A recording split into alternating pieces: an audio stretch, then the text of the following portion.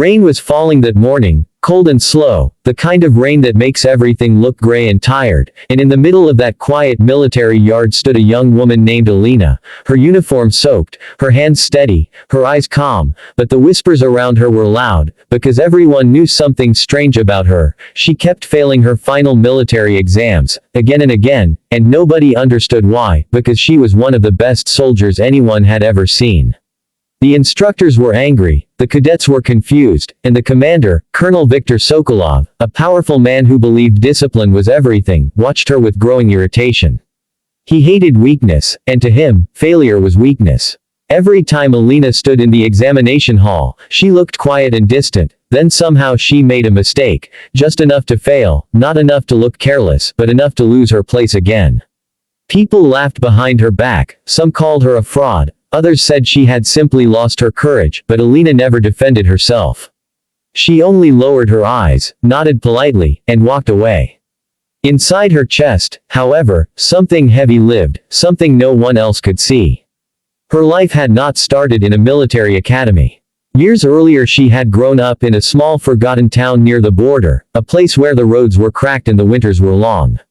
Her father had been a decorated war veteran, a quiet man who rarely spoke about the battles he survived, but he always told her one thing: strength is not about hurting others, strength is knowing when not to. When she was 16 her father died suddenly, leaving her with only memories and his old medals in a small wooden box. Those medals were the reason she joined the academy. She wanted to honor him, to prove she could be strong too. But the academy was not what she imagined. Colonel Sokolov ruled the place like a king. He was famous, respected, feared, and no one dared question him. To the outside world he was a hero, a symbol of honor and victory. Inside the academy walls he was cold, harsh, and sometimes cruel. He humiliated cadets publicly, forced impossible drills, and punished the smallest mistakes. Most people accepted it because they believed greatness required suffering. Alina stayed silent. She trained harder than anyone. She ran faster, shot more accurately, and endured more pain than most of the cadets combined. Yet every time the final evaluation arrived, she failed deliberately. At first the instructors thought she was nervous, but after the third time, they became suspicious. One evening Colonel Sokolov called her into his office. The room smelled of old paper and strong coffee. He leaned back in his chair and stared at her like she was an insect. "You are wasting my time," he said slowly. "You perform perfectly in training, but you fail the exam every time." "Why?" Alina stood still, her hands behind her back. "I'm sorry, sir." The colonel's face hardened. Sorry is not an answer. She remained silent. That silence irritated him more than any excuse could. He dismissed her with a wave of his hand, already convinced she was weak. Days turned into months, and the rumors grew louder. Cadets mocked her quietly. Some instructors stopped believing in her. But there was one person who noticed something different, an old maintenance worker named Pavel who had served in the army decades ago. He watched Alina train late at night when the field was empty. He saw the discipline in her movements, the precision in every step. One night he approached her while she sat alone near the shooting range. "You're not failing because you can't pass," he said softly. Alina looked up, surprised. For a moment she said nothing. Then she gave a faint tired smile. "No," she whispered. "I'm failing because I must." Pavel did not ask more. Some truths need patience. Weeks later something unexpected happened. A group of new cadets arrived, including a young boy named Denis who had lost his parents in a military accident. He was small, nervous, and often bullied by stronger trainees. Colonel Sokolov had no sympathy for weakness. During a brutal training exercise Denis collapsed from exhaustion. The colonel shouted at him to stand up, called him useless, said the army had no place for cowards. The other cadets watched in silence, afraid to speak. Then Alina stepped forward. She lifted Denis gently and helped him stand. "He needs water," she said calmly. The colonel's eyes burned with anger. "You dare interrupt my training?" She did not argue. She only looked at Denis and said quietly, "Breathe slowly, you'll be all right." That moment spread through the academy like fire. Some cadets admired her courage. Others feared what would happen next. The colonel punished her with extra drills for a week. Yet something strange followed. Denis began training under Alina's guidance during free hours. She showed him how to control his breathing, how to hold a rifle steadily, how to survive the brutal routine.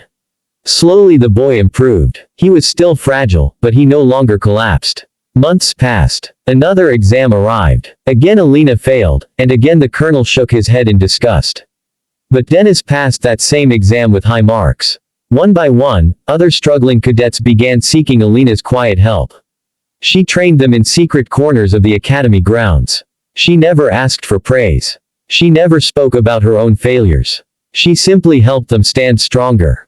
Over time something remarkable happened. The weakest cadets became the most disciplined ones. They respected each other, supported each other, and carried the lessons Alina shared. The academy statistics improved, and Colonel Sokolov proudly took credit for the results. Yet he still considered Alina a disappointment. One winter evening a government inspection team arrived unexpectedly. They wanted to observe the academy's best soldiers and evaluate leadership. Colonel Sokolov prepared a demonstration with his top cadets. But the inspectors also asked to meet some of the lower-ranked trainees. They wanted to understand the full system. When they interviewed the cadets privately, something surprising came out. Almost every struggling soldier mentioned one name: Alina. They described how she stayed late at night teaching them, how she helped them recover from humiliation, how she never mocked anyone, even when others laughed at her.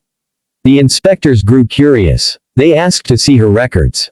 That is when they noticed the strange pattern: excellent performance in every category, but repeated exam failures. They invited Alina to speak with them. She entered the room calmly, her posture straight. One inspector asked gently, "Why do you keep failing?" For the first time she did not say sorry. She looked at the medals pinned on the inspector's jacket, and then she spoke quietly. "Because if I passed, I would graduate and leave." The room fell silent. And the others? The inspector asked. Alina's voice remained steady. They needed someone to stay. Outside the window the winter wind howled across the empty yard. The inspectors exchanged looks. Colonel Sokolov stood in the corner, his expression frozen. The truth was suddenly simple and painful. Alina had sacrificed her own progress again and again just to remain in the academy and protect the weaker cadets from humiliation. She chose to fail so others could rise. The inspectors asked one final question. "Why didn't you tell anyone?" She answered softly, "Because kindness should not need permission." That day changed everything. The report that followed praised the academy's results but criticized its leadership culture.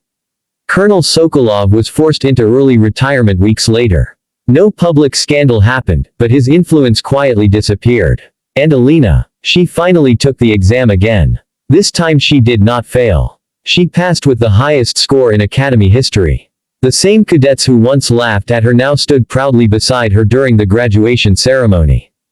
Dennis, the boy who once collapsed during training, saluted her with tears in his eyes. When Alina walked across the stage to receive her officer badge, the applause did not come from orders or discipline. It came from respect. Real respect. Because everyone now understood the truth that had been hidden for so long. Strength is not always loud. Sometimes it looks like failure. Sometimes it looks like silence. And sometimes the quiet person everyone doubts is the one who carries the greatest courage of all.